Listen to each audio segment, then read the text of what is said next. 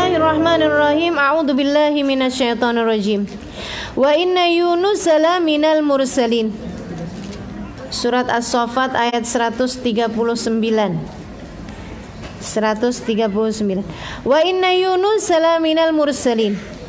Wa inna Yunus, dan sesungguhnya Nabi Yunus, laminal mursalin, benar-benar salah satu dari para rasul-rasul, salah satu dari para utusan-utusan. Id abaqa ilal fulkil mashhun. Id abaq, ketika beliau kabur, ketika beliau lari dari kaumnya. Ketika beliau larinya itu belum tentu lari ya, maksudnya kabur, meninggalkan. Ilal fulkil mashhun, naik ke kapal yang penuh. Fasaham, beliau kemudian bergabung. Saham itu berarti dari kata-kata bahasa Arab ya ini ya. Kamu punya saham nggak di sini? Gitu kan ya, ada sahamnya. Fasahama, maka beliau bergabung di kapal tersebut.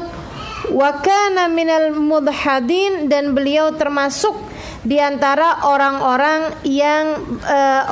yang tenggelam. Faltaqamahu al-hut wa huwa mulim. Nah, ketika dia ditenggelamkan tadi itu, faltaqamahu al-hut, dia kemudian ditelan al-hut oleh ikan hut. Ikan hut itu ikan paus. Wa huwa mulim, dan dia dalam keadaan mulim, mencela dirinya sendiri, maksudnya menyalahkan dirinya sendiri. Falaula annahu minal musabbihin, andai saja dia tidak termasuk dari kelompok orang-orang yang bertasbih, andai saja dia tidak bertasbih, lalabitha fi batnihi, niscaya dia akan tinggal di perutnya ikan itu, ila yaumi yub'atsun, sampai hari dibangkitkan.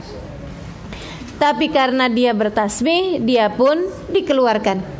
Fanabadnahu bil ara, maka kami melemparkannya ketika keluar dari perut ikan itu, bil ara, di gurun pasir, di pantai tapi nggak ada pohon-pohonnya. Bil ara wa huwa saqim, dia dalam keadaan sakit. Wa ambatna, maka kami tumbuhkan alaihi, untuk Nabi Allah Yunus, syajaratan, tanaman, min yaqtin, dari pohon yaqtin. Wa arsalnahu ila mi'ati alfin aw yazidun, kembali kami utus dia kepada 100.000 orang, aw yazidun, atau lebih, kembali kepada kaumnya. Fa'amanu, mereka kemudian beriman. Famatta'nahum ilahin, kami bahagiakan, kami senangkan, kami damaikan negerinya, ilahin, sampai pada waktu yang telah ditentukan. Nainawi namanya, Nainawa tempatnya, Nainawi, orang yang tinggal di Nainawa. Nama daerahnya tempat Nabi Allah Yunus bin Matta diutus. Teman-teman sekalian saya muliakan, dicatat siapa tahu keluar ujian. Jadi ada sebuah kampung, sebuah kota yang sangat damai, namanya Nainawa. Di sanalah Nabi Yunus tinggal. Beliau tinggal, dibesarkan di keluarga yang baik, bersama dengan masyarakat yang saling kenal satu sama lain. Kemudian satu hari Allah Subhanahu wa taala mengutus Nabi Allah Yunus, maksudnya diturunkan wahyu kepada Nabi Yunus, mengajak kaumnya untuk beriman. Orang Nainawa nih baik-baik teman-teman sekalian, tapi diajakin beriman kagak mau ikut. Megelin gak? Gitu ya. Tapi baik-baik, maksudnya perlakuannya kepada Nabi Yunus. Itu kan ada kaum-kaum yang lain-lain tuh kan, ada yang nabinya dilempar, ada yang nabinya dikucilkan, ada yang nabinya didebatin, ada yang ini enggak gitu. Jadi kalau Nabi Yunus ngomong, mereka tapi beriman kagak. Gitu kan ya.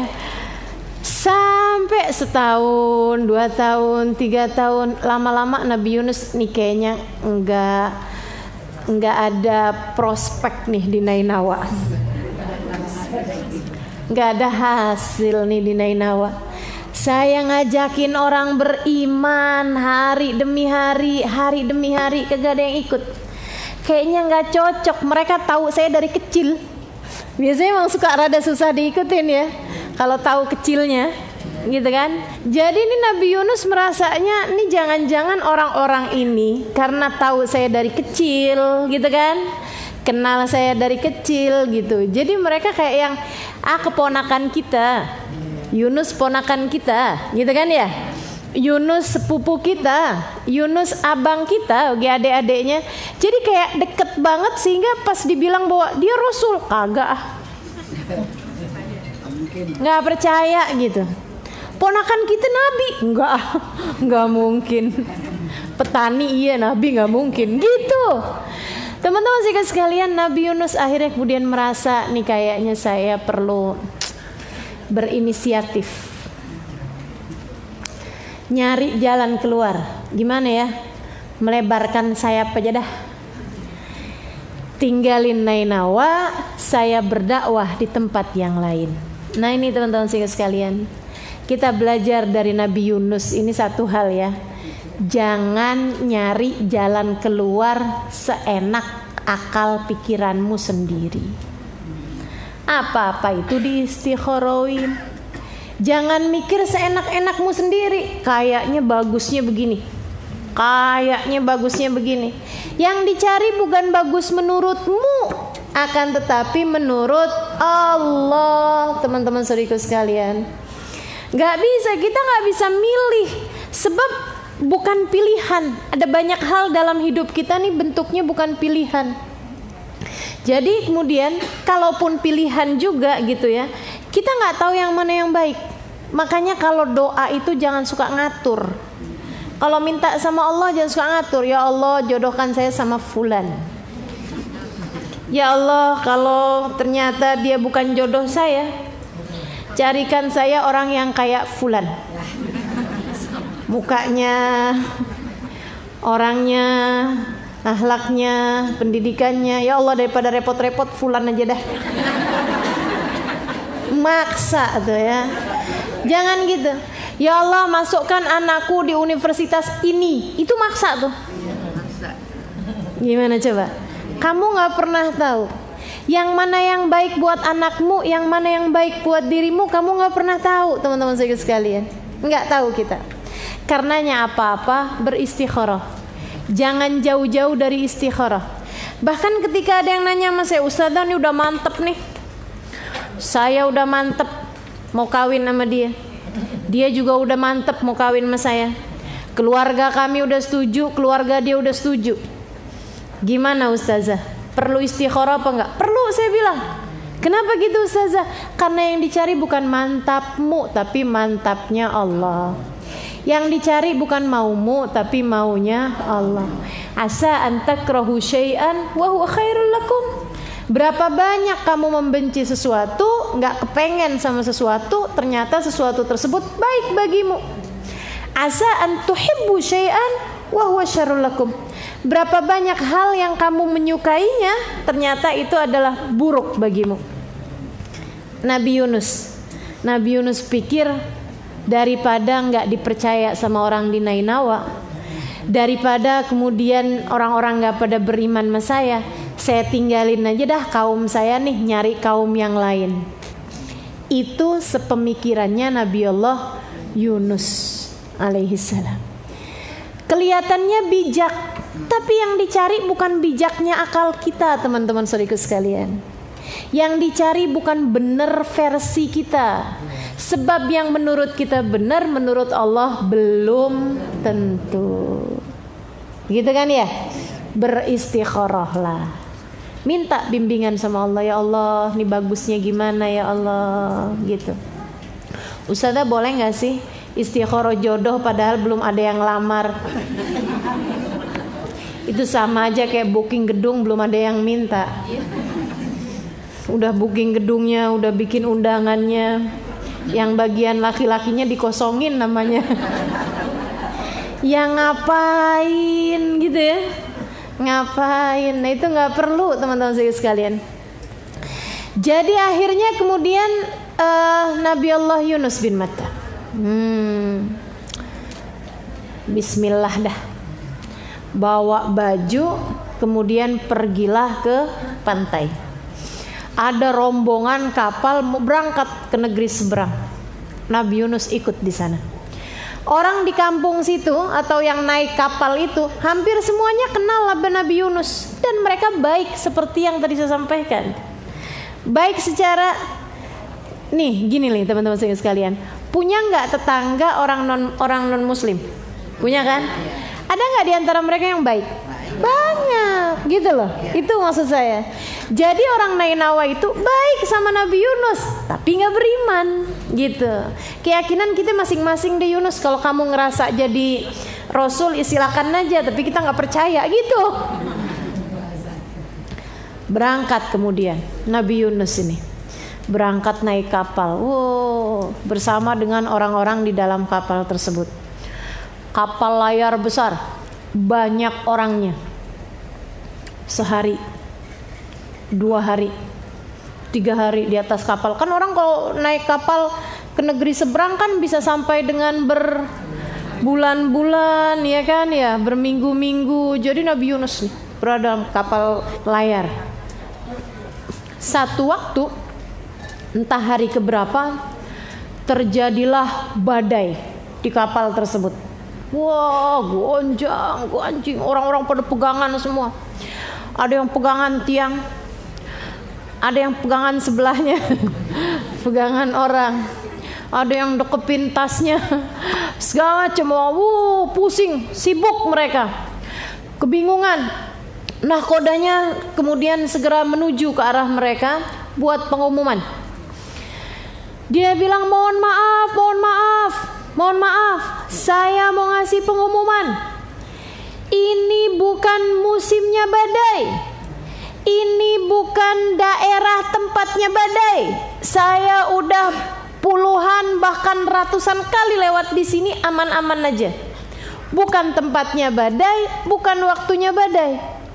Dia bilang, jadi kalau terjadi badai yang seperti ini, ada seseorang yang seharusnya nggak ada di kapal sini, ikut naik di atas kapal sini. Dia harus kita lemparkan keluar kapal sehingga semuanya bisa selamat. Maksudnya kecuali dia ya, dianya nggak selamat kan gitu. Nabi Yunus begitu dibilang, ada orang yang seharusnya nggak ada di kapal sini, dia ikutan di kapal sini. Nabi Yunus udah berasa, nih kayaknya gue nih. Gue banget nih katanya gitu. Saya nih pantesnya nih. Orang pada nanya, maksud kamu yang gak pantas ada di kapal tapi ada di kapal itu siapa? Dia bilang, bini kabur dari lakinya. Kata Nabi Yunus, itu saya bukan. Soalnya Nabi Yunus laki-laki, ada istri kabur dari suaminya. Nah ibu-ibu, kalau kabur dari suami jangan naik kapal. Hati-hati loh, gak selamat takutnya. Naik apa kira-kira? Naik pesawat? Serem juga ya. Naik apa? Naik Gojek. Berarti deket tuh ya kaburnya. Jangan kabur ya Allah. Ini jangan-jangan yang hadir pengajian ada yang kabur nih. La ilaha illallah. Kalau yang kabur balik ya ntar ya. Teman-teman sekalian, jadi dia bilang nih ada istri yang kabur dari suaminya, atau ada budak yang kabur dari majikannya. Ada budak yang lari dari majikannya. Nabi Yunus merasa, ini dia nih saya nih. Saya lari dari majikan saya. Jadi katanya si awak kapal ini, katanya si nahkodanya bilang, ayo siapa di antara kalian yang merasa sesuai dengan kriteria saya tadi, maju. Nabi Yunus maju. Saya. Kamu Yunus bin Matta? Oh bukan kamu nak. Bukan kamu orangnya. Sana. Saya ngerasa seperti itu. Enggak, bukan kamu. Kamu bukan budak. Dan kamu pastinya bukan istri. Jadi silakan masuk ke dalam. Tapi saya orangnya dia. Enggak percaya saya. Nabi Yunus ya, dibilang nabi orang agak percaya. Dibilang ngaku salah orang nggak percaya juga. Udah, kalau gitu kita undi aja. Semua dari kalian masing-masing sebutin namanya, ditulis. Jadi nih masih lagi kapal limbung nih. Wah, ada yang nulis. Saya bayanginnya begitulah kurang lebih ya. Kan susah banget tuh mau ngapa-ngapain kalau kayak gitu. Wah, saya bayangin apalagi kalau yang ada di kapal situ orang Tebet. Di pojokan nahanin kencing. Kan ada tuh orang kalau panik langsung kebelet ya enggak? La ilaha illallah. Akhirnya kemudian dimasukkanlah nama-nama tersebut di dalam sebuah tempat untuk diundi. Sehingga sekalian saya muliakan, diundilah kemudian. Set dikocok, dibuka, kemudian Yunus bin Matta. Kata Nabi Yunus, apa gue kate? Apa saya bilang? Oh nggak mungkin nih, salah nih kayaknya. Udah masukin lagi, kocok lagi yang benar, kocok lagi. Keluar lagi yang kedua, Yunus bin Matta. Nabi Yunus tambah mepet ke pinggiran. Dia bilang sekali lagi untuk memastikan. Kocok lagi, set keluar Yunus bin Matta. Itu saat-saat lagi ngocok-ngocok begitu, Allah utuskan seekor hut, seekor ikan paus yang sangat besar sekali. Sana lagi jemput Yunus. Badannya gede banget kan. Itu dia lewat di tengah lautan aja kayak bikin gempa gitu. Wow, Masya Allah. Sampai ketika kemudian 3 kali dikocok, keluarlah Yunus bin Matta. Nabi Yunus pun diangkat, dilemparkan. Pas barengan Nabi Yunus dilemparkan, ikannya kemudian buka mulutnya, masuk. Blebek. Ya Allah. Harus ada efeknya ya di belakang. Jadilah Nabi Yunus di dalam perut ikan. Ya Allah, pasti enggak nyaman. Nih teman-teman, yang lagi pada pusing-pusing segala urusan, yang lagi ada masalah dalam kehidupan, merasa dunia seperti sempit, merasa seperti enggak punya jalan keluar, ingat-ingatlah kisah ini. Seapa-apanya sempitmu, Nabi Yunus dalam perut ikan lebih sempit lagi. Seapa-apanya gelapmu, Nabi Yunus dalam perut ikan berada dalam kegelapan yang paling gelap sekali. Habisnya Nabi Yunus berada dalam perut ikan, kemudian ikannya langsung masuk ke dalam lautan. Habis itu diem aja di dasar lautan. Dah, dalam aja gitu. Tinggallah Nabi Yunus. Kebayang gak teman-teman kayak apa susahnya berada dalam perut ikan. Kita kalau lagi sumpek-sumpek nih kayaknya, kalau lagi gak enak gitu kan, bikin teh, duduk minum teh enak nih, gitu kan ya? Masih bisa pergi ke dapur bikin teh, kan gitu ya? Seapa-apanya kita dalam keadaan galau masih enak, masih ada yang bisa kita kerjakan gitu. Kebayang kayak apa Nabi Yunus, teman-teman saudaraku sekalian, nggak bisa milih menu. Kok bisa ke menu saya ya? Maksudnya itu loh, mau makan nggak ada yang dimakan, mau minum nggak ada yang diminum, sempit, gelap, nggak bisa ngatur badannya sendiri. Kebayang dalam perut ikan loh ini teman-teman. Kalau ikannya kemudian kalau ikannya kemudian masukin makanan, set. Nabi Yunus yang makanannya ikan itu kan ikan-ikan kecil. Kebayang kayak apaan Nabi Yunus kena tusuk-tusuk durinya ikan. Belum lagi kalau ikannya bersendawa. Nabi Yunusnya maju ke depan. Idza akhraja yadahu lam yakad yarah. Nabi Yunus keluarin tangannya, nggak kelihatan tangannya. Sebelah mana dia tangannya? Dari gelapnya dalam perut ikan, fi dulumatin salas. Kata Allah Subhanahu wa taala, Nabi Yunus nih berada dalam 3 kegelapan. Gelapnya perut ikan, gelapnya lautan, gelapnya malam, teman-teman sekalian. Udah nggak kelihatan apa-apa, nggak ada apa-apaan. Nabi Yunus dalam perut ikan, kebayang tuh. Idh abaqa ilal fulkil mashhun. Ketika Yunus kabur menuju naik ke atas kapal yang penuh, fasaham dia bergabung di sana, fakana minal mudhadin. Dia kemudian malah ditenggelamkan. Faltaqamahul hut, dia pun ditelan oleh seekor ikan paus, wahwa mulim, dalam keadaan nggak enak, dalam keadaan sangat tidak nyaman. Ya iyalah, apa nyamannya dalam perut ikan.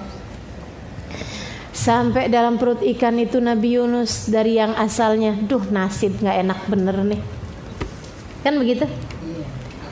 Aduh nasib jadi nabi nggak enak nih ternyata. Pindah profesi gimana caranya ya?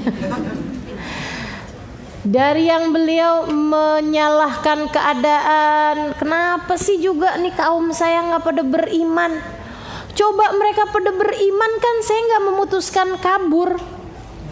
Andai saja mereka beriman, saya nggak akan kabur. Kalau saya nggak kabur, saya nggak naik kapal. Kalau saya nggak naik kapal, nggak ada badai. Kalau nggak ada badai, saya nggak akan dilempar ke lautan. Kalau saya nggak dilempar ke lautan, saya nggak akan ada dalam perut ikan.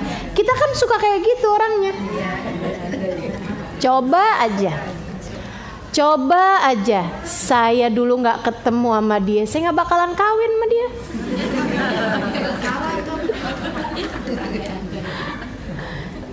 Ya Allah, kita nggak tahu bahwasanya nasib kita sudah tertulis dalam Lauhil Mahfuz.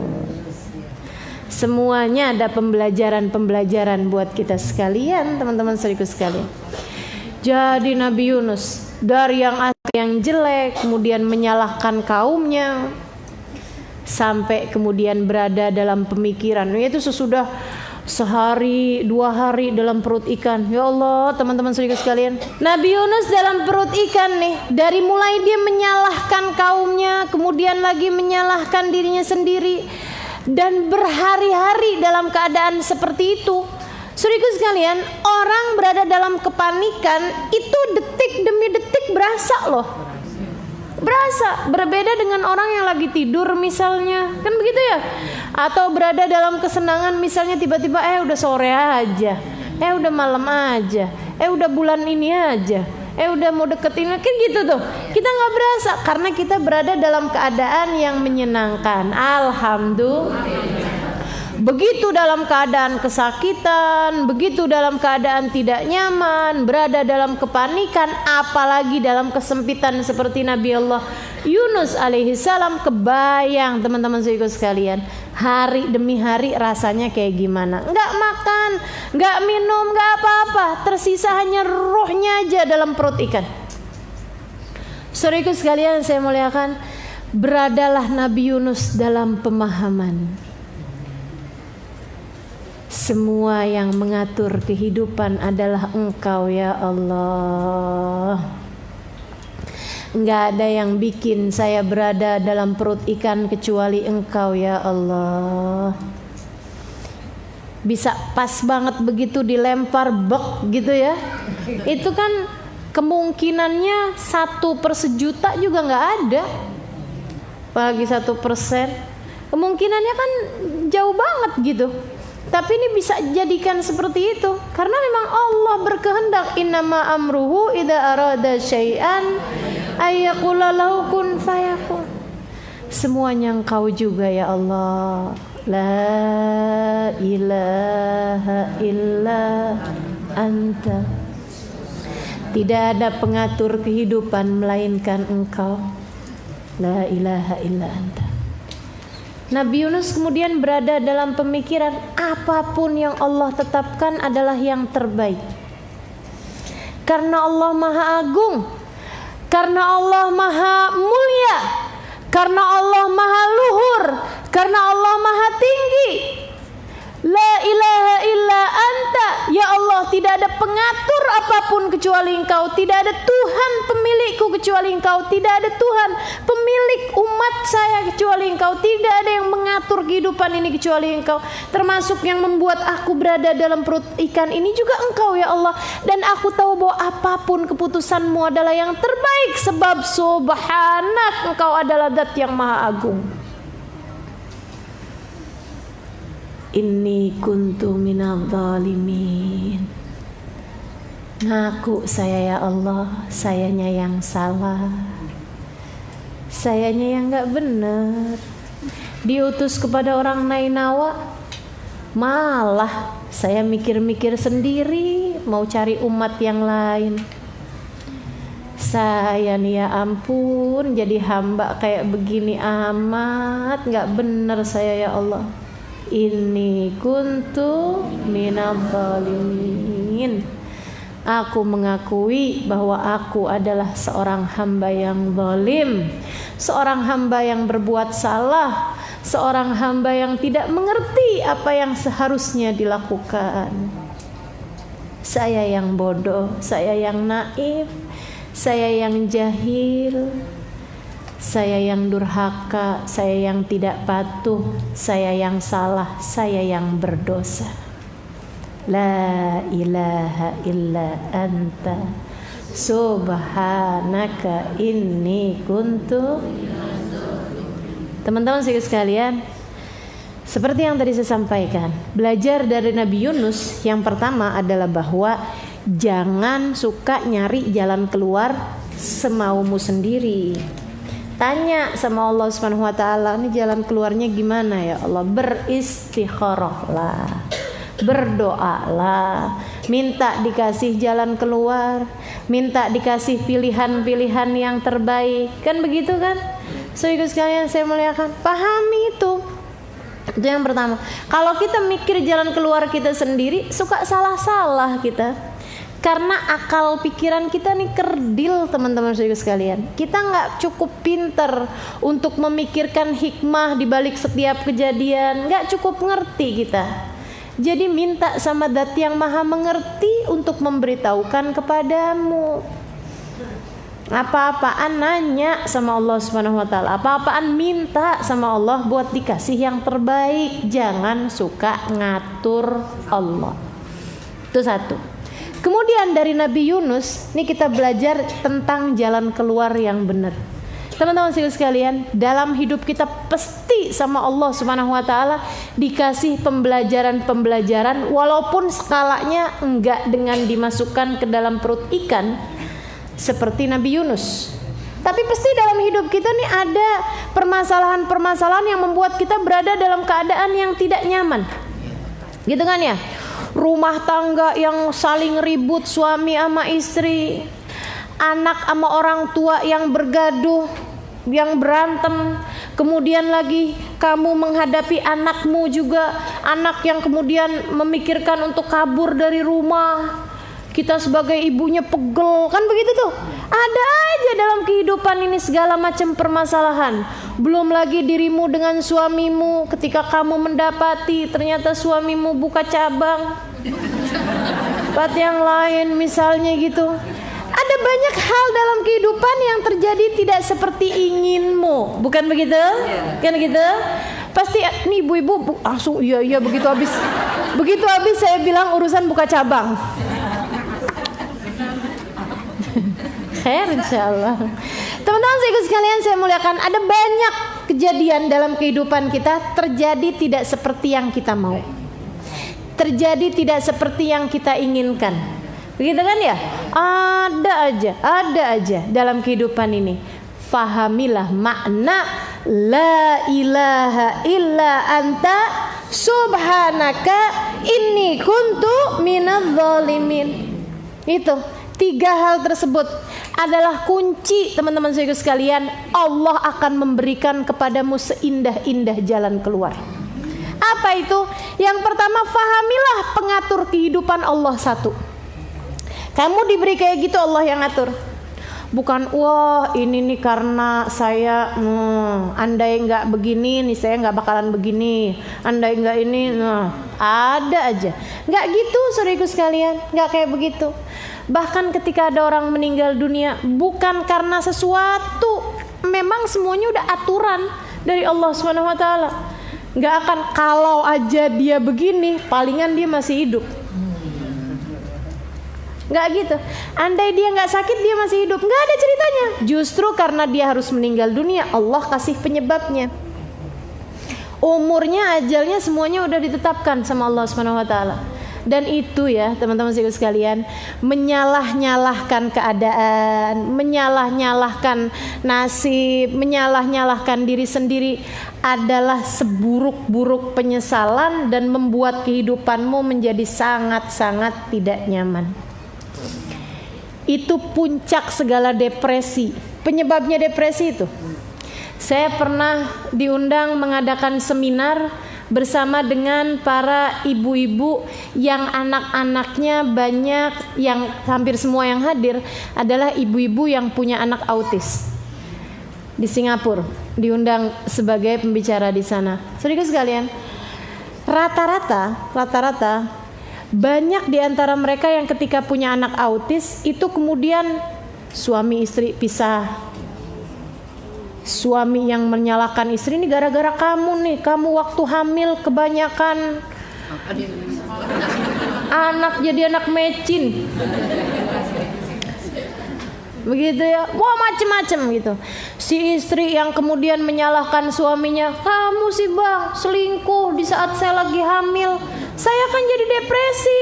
Waduh, macem-macem, panjang urusannya, nggak kelar-kelar selagi belum ketemu la ilaha illa anta. Ketika datang seorang di antara mereka, habis selesai acara, ustazah anak saya autis, saya begini begitu segala macam gitu. Kesian saya ngelihatnya. Saya kemudian bilang sama dia, kamu harus tahu satu hal. Itu anakmu autis bukan salah kamu. Bukan salah kamu. Tapi ustazah saya nggak ada. Semuanya adalah aturan dari Allah Subhanahu Wa Taala.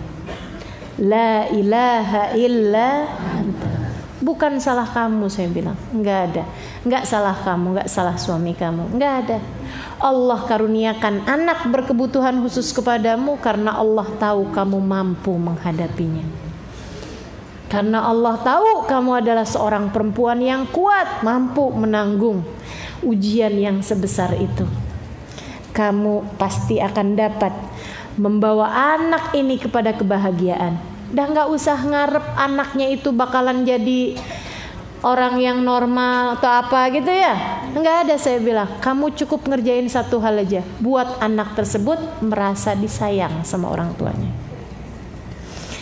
Teman-teman sekalian saya muliakan, saya bilang kayak begitu, ya Allah, nangisnya sampai kayak gimana. Karena memang selama ini dia selalu merasa bahwa itu adalah salah dia. Gitu. Nggak gitu ceritanya. Kamu jangan terus-terusan berandai-andai. Coba aja saya nggak begini, pasti bakalannya nggak begini. Kalau saya begini, pasti bakalannya begini. Nggak ada ceritanya, saudaraku sekalian, nggak ada ceritanya. Itu benar-benar murni Allah Subhanahu Wa Taala punya aturan. La ilaha illa anta. Kalau kamu terus-terusan coba nggak begini, saya nggak bakalan begini, jadinya stres teman-teman saudaraku sekalian.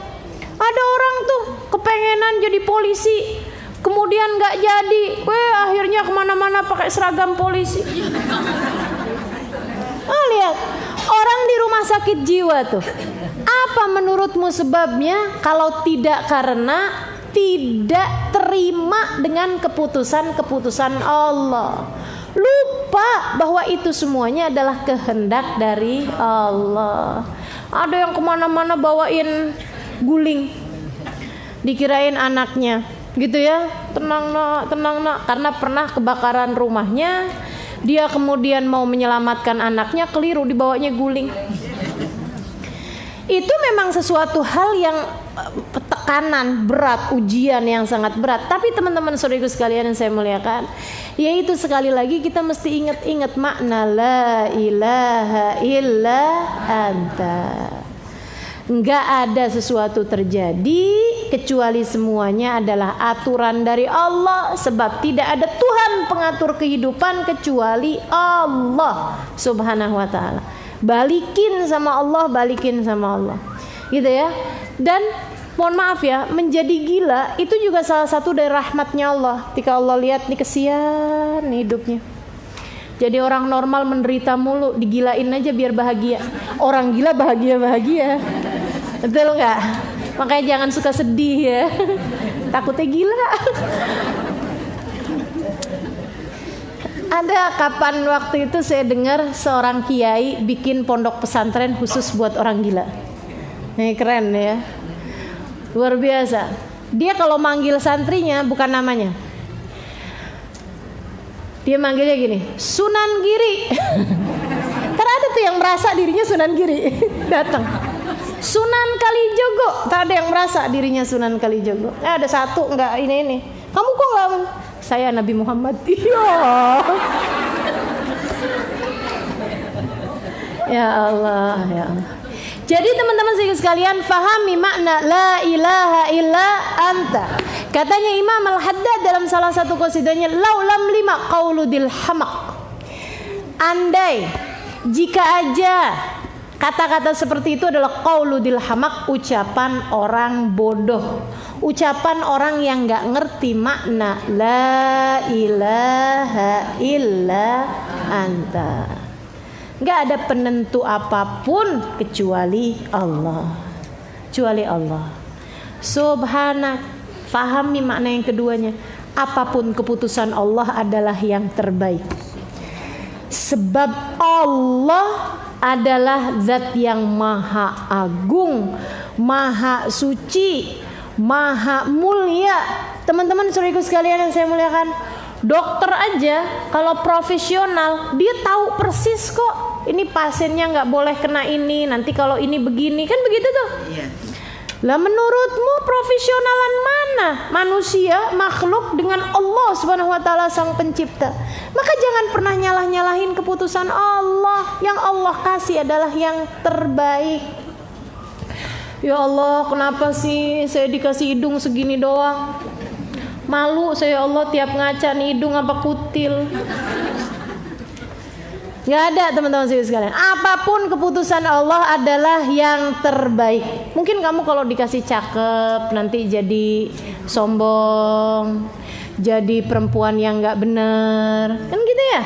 Jadi orang yang salah-salah mengambil keputusan, macem-macem. Jadi udah apapun aja disyukuri. Subhanak, maha agung engkau ya Allah, maha mulia engkau ya Allah. Apapun yang kau putuskan adalah yang terbaik. Kemudian perkara ketiga yang mesti kita ingat-ingat setiap kali kita ditimpa satu musibah, hal yang tidak menyenangkan terjadi, sesuatu tidak terjadi seperti yang kita mau. Inni kuntu minadh dhalimin. Akuilah salahmu. Datanglah kepada Allah dengan bertaubat. Mintalah kepadanya agar tidak meninggalkanmu bersama segenap dosa demi dosa yang telah kamu lakukan itu. Inni kuntu minadh dhalimin. Dosaku telah begitu banyaknya ya Allah. Ini saya yang salah ya Allah. Saya yang gak benar ya Allah. Saya yang kurang ilmu, saya yang naif, saya yang kerdil gitu. Saudaraku sekalian saya muliakan, ya Allah, maafkan hambamu ini, tolong bimbing, tolong pandu ya Allah, tolong genggam tanganku menuju jalanmu ya Allah. Jangan pernah tinggalkan aku, jangan pernah jauh-jauh dariku ya Allah. Ya Allah, ampuni segenap dosa-dosaku. Mendekatlah kepada Allah Subhanahu wa taala. Bertaubatlah kepada Allah Subhanahu wa taala. Carilah apa yang selama ini kurang antara kita sama Allah Subhanahu wa taala. Mungkin sholat kita masih berantakan, mungkin ibadah kita yang kurang-kurang, tentu saja, ya kan ya. Mungkin adab kita yang kurang beres, Adab sama suami kurang bener, adab sama orang tua kurang bener, adab sama orang seliling kurang bener. Mungkin kita yang sering kali berani-berani mengerjakan dosa demi dosa. Nah itu dia, kita sesali, kita minta, ya Allah, habis ini gak mau lagi dah ya Allah. Apa kata Allah Subhanahu wa taala? Falaula annahu kana minal musabbihin la labitha fi batnihi ila yauma yub'atsun. Andai saja Yunus tuh enggak bertasbih, andai saja Yunus enggak bilang la ilaha illa anta subhanaka inni kuntu minadh dhalimin, aku akan biarkan ia berada di perut ikan sampai hari pembalasan, sampai datangnya hari kiamat. Aku akan jadikan tuh si perut ikan, katanya Allah, jadi kuburannya Nabi Yunus, jadi tempat tinggalnya Nabi Yunus, sampai kemudian Nabi Yunus mati di situ, ada di situ gitu, sampai hari pembalasan. Tapi dia bertasbih, kata Allah. Aku suka. Dia bertasbih, kata Allah. Aku cinta. Dia bertasbih, kata Allah Subhanahu wa taala, maka aku pun kemudian meraihnya. Aku ridho kepadanya. Sampai teman-teman, suara tasbihnya Nabi Yunus tentu saja tidak bertasbih dengan mulut. Udah gak punya kekuatan apa-apa. Udah gak punya kekuatan apa-apa, berhari-hari dalam perut ikan. Ada yang bilang 40 hari, ada yang bilang 6 bulan. Saudaraku sekalian saya muliakan, dalam perut ikan, dan gak punya kekuatan apa-apa. Yang bertasbih hanyalah ruhnya. Suara ruh yang bertasbih didengar oleh para malaikat-malaikatnya Allah. Kita tuh gitu juga tuh. Kalau kita sedang bertasbih hanya dengan mulut, walaupun kamu pakai toa sekalipun, walaupun kamu pakai mic yang paling kencang suara sekalipun, itu hanya bisa didengar oleh yang ada di sekitarmu saja. Teman-teman sekalian, tapi ketika kamu bertasbih dengan ruhmu, memahami makna setiap tasbih yang keluar dari lisan ruhmu tersebut, sungguh-sungguh keluar dari hatimu, dari ruhmu, pemahaman-pemahaman itu, suara tasbihmu bahkan didengar oleh kalangan malaikat-malaikatnya Allah. Sampai mereka mengatakan sautun ma'ruf fi mahallin majhul.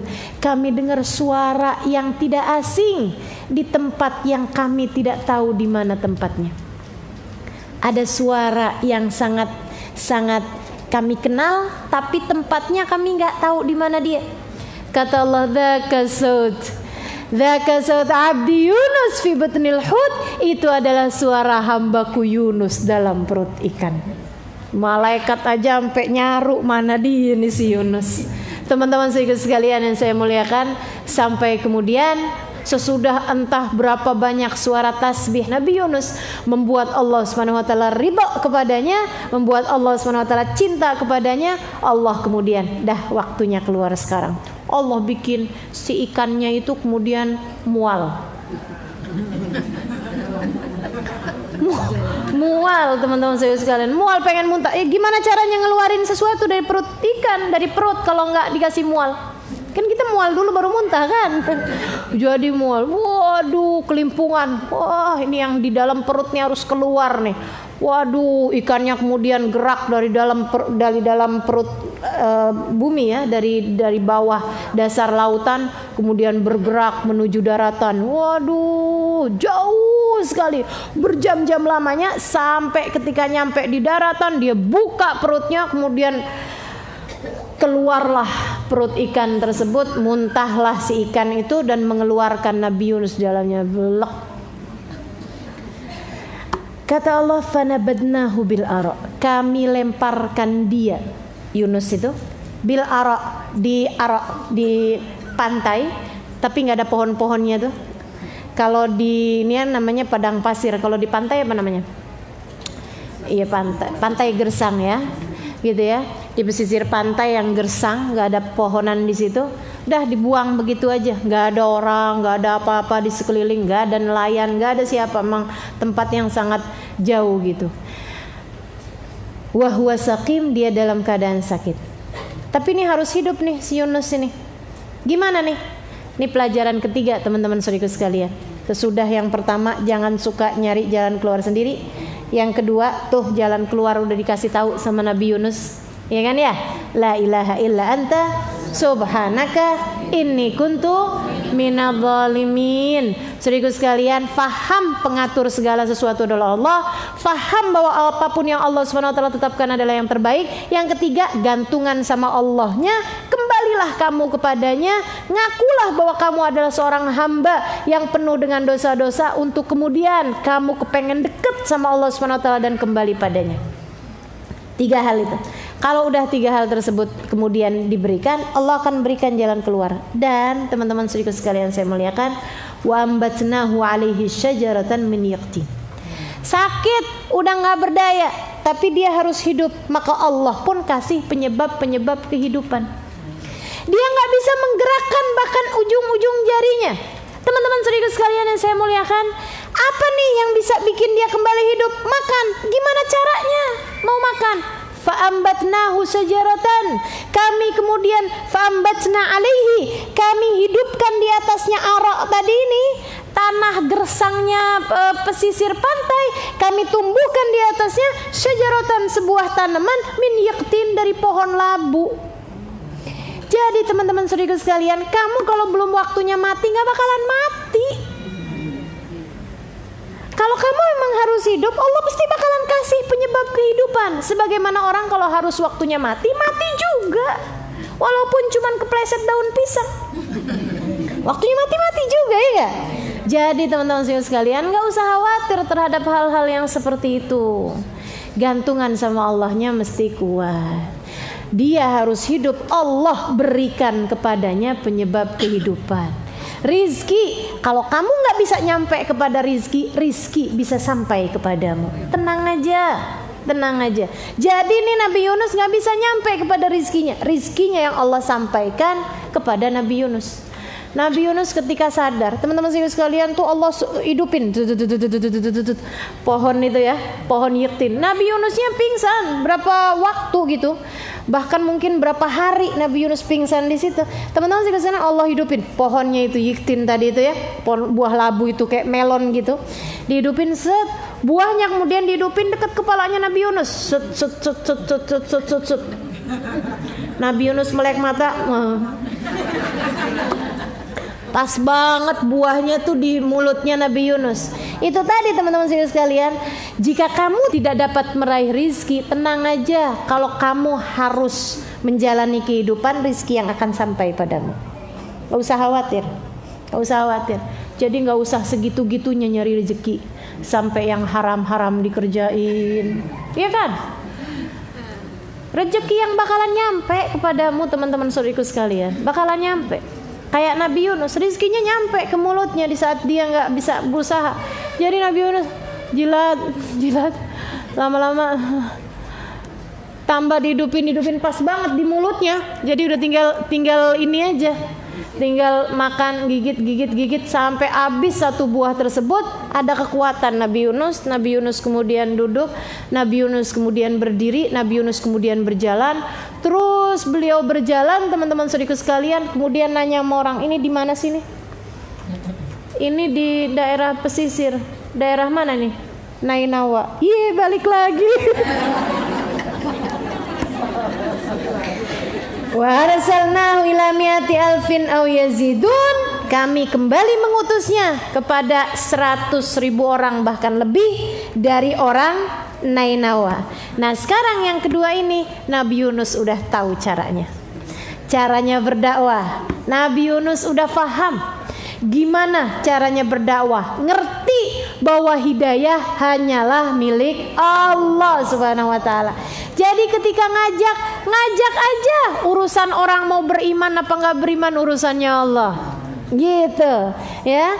Nah itu di saat seperti itu Allah malah kasih keberkahan terhadap ajarannya. Jadi kalau mau ngajar aja, biarpun orang pada ngantuk nggak masalah. Yang datang banyak, yang datang dikit nggak masalah. Mau ngerti kagak ngerti nggak masalah, gitu kan? Yang penting udah nyampein gitu. Itu caranya. Sebab ilmu, manfaatnya, pengamalannya semuanya adalah milik Allah Subhanahu wa taala. Alaikal balagh. Kata Allah, kamu hanya perlu untuk menyampaikan aja. Jadi seperti itu teman-teman sekalian. Nabi Yunus kemudian menyampaikan, fa'amanu, mereka kemudian menjadi beriman kepada Nabi Yunus. Beriman 1, 2, 3, 10 orang, 100 orang, 1000 orang, mi'ati alfin aw yazidun, lebih daripada 100.000 orang tersebut kemudian beriman kepada Nabi Allah Yunus. Sekampung semuanya beriman kepada Nabi Yunus. Famatta'nahum ilahin, kami pun jadikan kebahagiaan, kenyamanan di kampung tersebut sampai waktu yang telah ditetapkan. Shadaqallahul azim. Alhamdulillah. Indah ya kisah Nabi Yunus ini. Mudah-mudahan nih yang lagi pada punya masalah, yang lagi ada sesuatu hal terjadi tidak seperti yang diinginkan, apaan aja, kita mengingat kembali kejadiannya Nabi Allah Yunus dan tahu apa yang harus kita lakukan dalam kehidupan. Insya